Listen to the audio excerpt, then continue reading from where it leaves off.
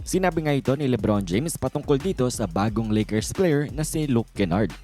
Well, I think alam niyo naman na ang balita na ang Lakers ay nag-trade. Tinrade si Gabe Vincent at ang kanilang second round pick dito nga sa Atlanta Hawks para sa sharpshooter na si Luke Kennard.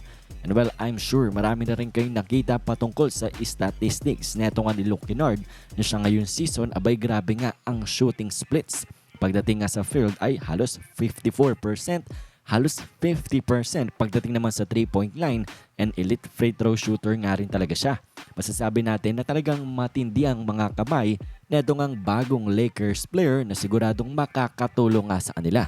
And definitely, this is a great move nga para nga sa team ng Lakers. Dito nga kay Rob Pelinka na si Gabe Vincent na alam naman na siguro natin na medyo struggling pagdating nga sa pagtulong sa opensa sa Lakers, ay pinalitan niya nga ng isa sa pinakamagagaling na shooter in the NBA na si Luke Kennard. At alam niyo ba, may statistics nga rin na itong si Luke Kennard ay second highest in NBA history pagdating sa 3-point percentage. So definitely, napakalaking tulong ang maidadala neto ni Luke Kennard dito nga kala LeBron, Luka at Austin Reeves pagdating nga sa spacing on the floor.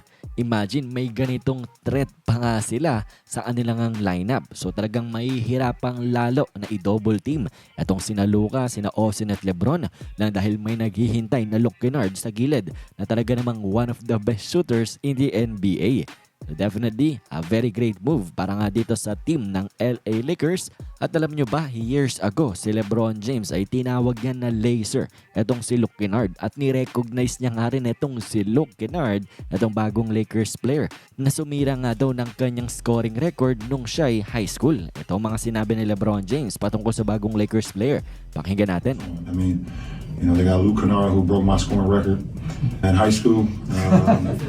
He passed me in high school, and there's a reason why, because he's a laser from the 3-point line.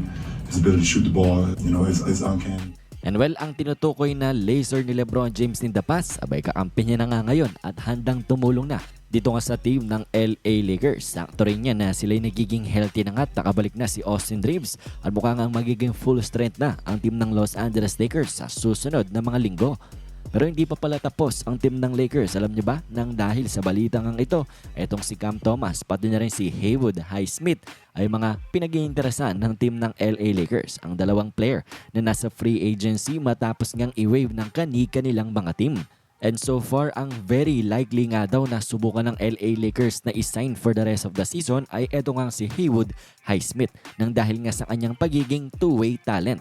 Si Cam Thomas abay purely scorer nga yan, and ang team ng Lakers abay puno na ng scorer sa kanilang team. Kaya naman si Haywood Highsmith ang perfect player para nga i-sign at subukan ng team ng Lakers na baka makatulong nga sa kanilang gagawing playoff push ngayon ngang sa later part ng ating season. Pero let's see pa rin kung ano ngang babalakin ni Rob Pelinka. Kung tapos na ba siya dito kay Luke Kennard or patuloy pa nga rin siyang kikilos. Magsasign nga ng mga players na na-wave, and maybe makaka-jackpot nga siya dito makakuha ng player na malaki ang maitutulong sa team ng Lakers. Anyways, kayo ba na bang masasabi nyo dito sa recent move neto nga ni Rob Pelinka, ang pag-acquire dito nga sa shooter na si Luke Kennard? Komento nyo lamang ang inyong mga opinion.